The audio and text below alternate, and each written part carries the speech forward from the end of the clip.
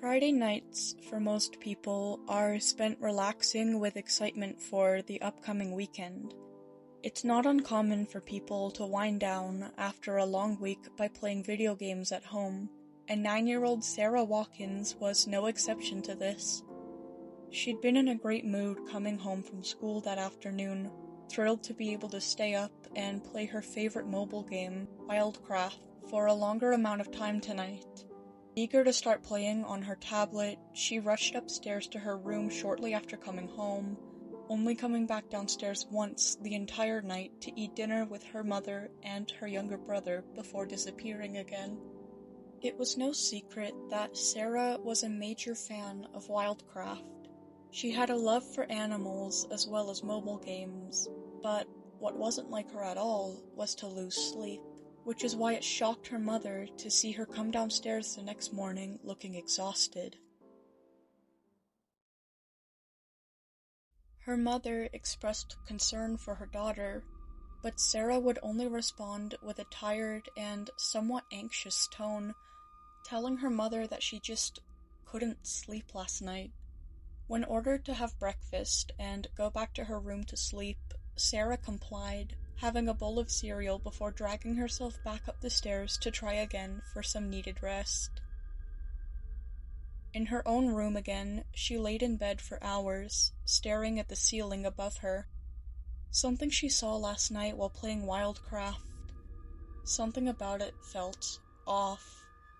The image of what she saw refused to get out of her head. But what did Sarah see? Her game was in single player, on the Wild Plains map. It started in such subtle ways that she didn't suspect anything for the first few minutes of her gameplay. Sounds of another player walking nearby, animals running away when there was seemingly nothing around to startle them. It could all be easily chalked up to glitches and paranoia in the mind of a young child. That is, until she used the locate button. For those unaware, in Wildcraft, players have access to the locate ability, which is a button that gives them a special kind of vision that highlights enemies and other players from a wide range of distance. And, on the night of February 21st, it gave Sarah the ability to see this. A large wolf that almost seemed to be another player, but Sarah was completely alone. How could this be? Fearful, Sarah shuts down her tablet, leaving her to her first night of 3 without sleep. Continuing where we left off, the day had ended. Sarah spent the entirety of it failing to sleep, and was left restless in the darkness of her room for another night. Unless she were to open her tablet, maybe, she thought, playing Wildcraft would tire her out. At least that's the excuse that she gave herself to play again at such a late hour. Something was tempting Sarah to go back into single player. It wasn't stupidity. It wasn't even curiosity. She just needed to do it. At least that's what she felt, like a strong, unexplainable impulse. So, she does. And, within minutes, she's back in the Wild Plains, completely alone for the second night. The game started off similar to the previous night. Sounds of another player nearby, animals running away from seemingly nothing, but Sarah wouldn't be settling for just that. She wanted to see it again. That thing. Pushing anxiety aside, she pressed the locate ability.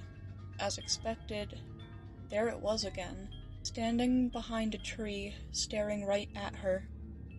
It was difficult to make out any detail with the red fog that surrounded it, and it didn't help that every time she tried to get near it, it backed away from her with the uncanny speed and agility of a house centipede.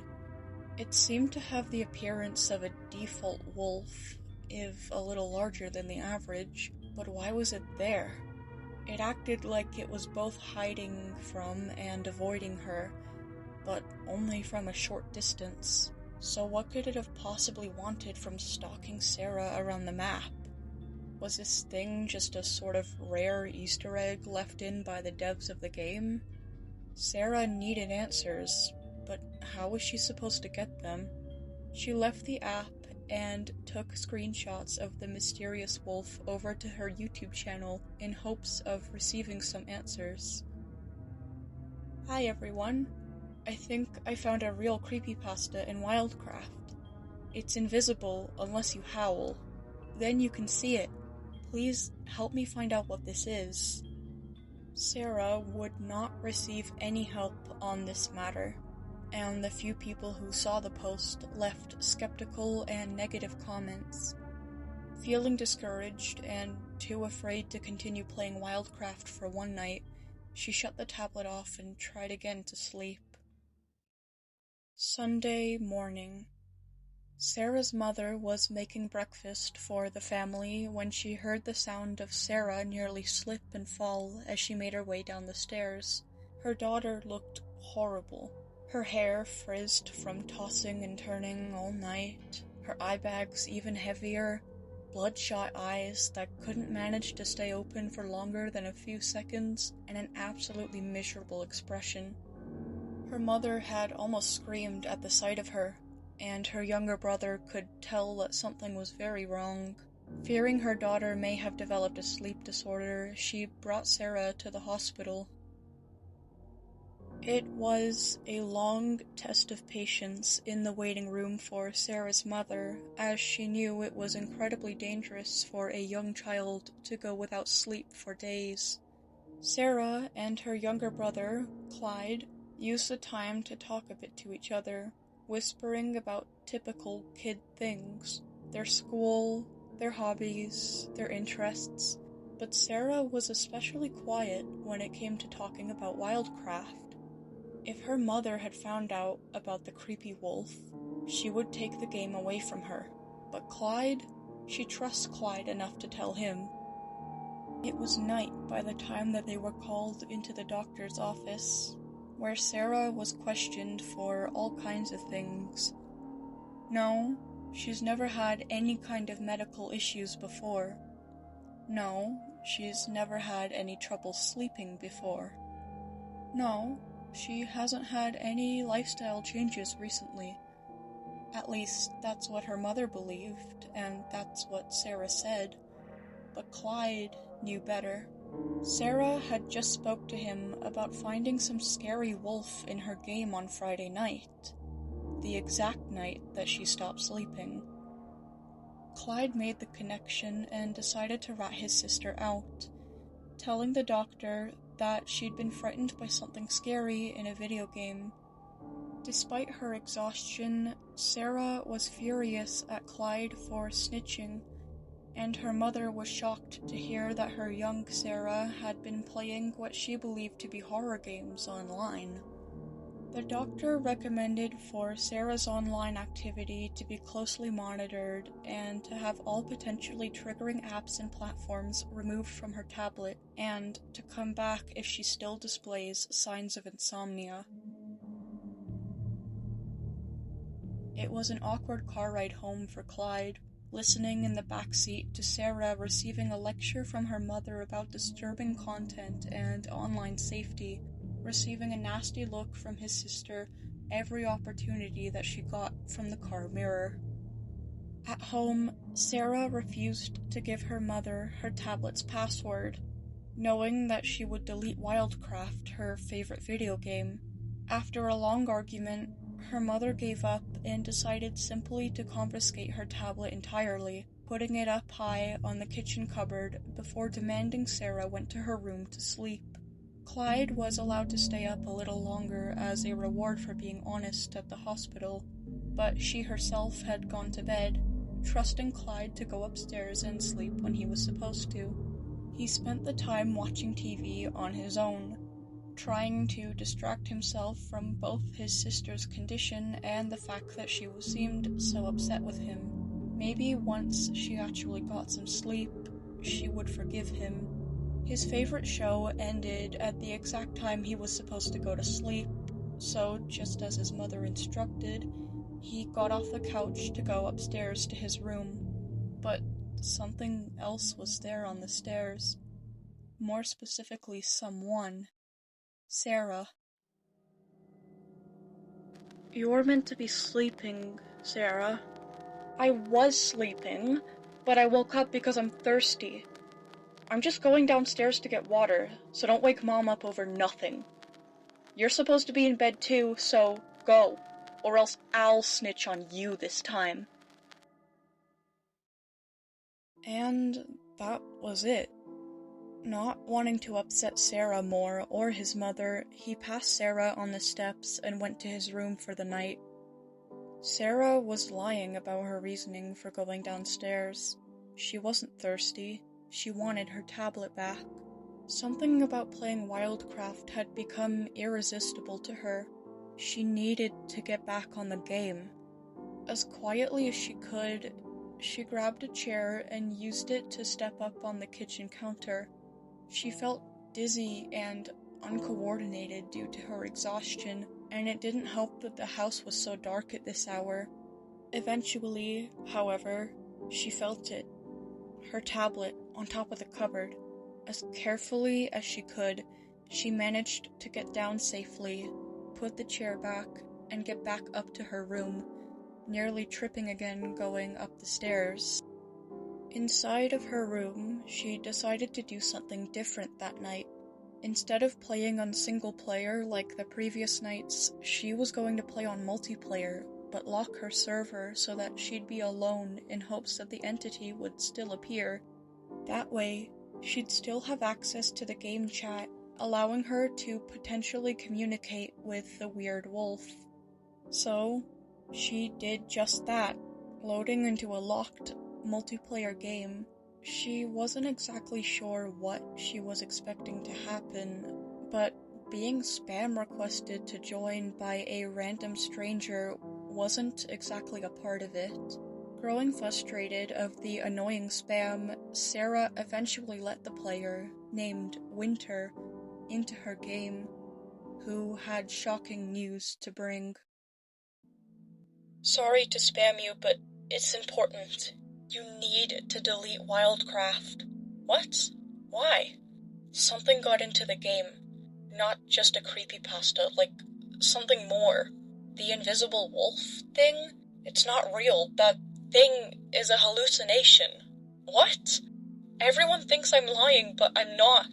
I'm just trying to post about it, and I keep trying to warn people to delete Wildcraft, but I keep getting reported for spam. This is my 4th account." "Dude, it's a creepypasta. Chill out." It's not. It's not even actually in the game. It just makes you hear and see things when you play it. You're not even making sense right now. It makes you see and hear things. Trust me, it happened to my brother, and he wasn't able to sleep. I'm not sleeping either. For how long? I think 3 days, probably. Please delete Wildcraft now. Stop yelling. I'm not joking. That thing killed my brother last week. Please delete Wildcraft. Dude, you're weird. Whatever it is, it makes you tired, so you're easier to kill. Stop scaring me. I'm just saying the truth. Please. The police don't even believe me. I'm gonna leave if you don't stop. Just trust me, it can't affect you if you delete the app. You can sleep and reinstall it in the morning even. So, I can sleep and play it again later? As long as you delete Wildcraft when you need to sleep, yes. That's the reason I'm still alive. Or else I start seeing that thing too. Have you seen it in real life yet? Dude, stop. I saw it for myself. It was eating my brother's body after he passed out from exhaustion one night. Whatever you do, if you see that thing, do not let it near you."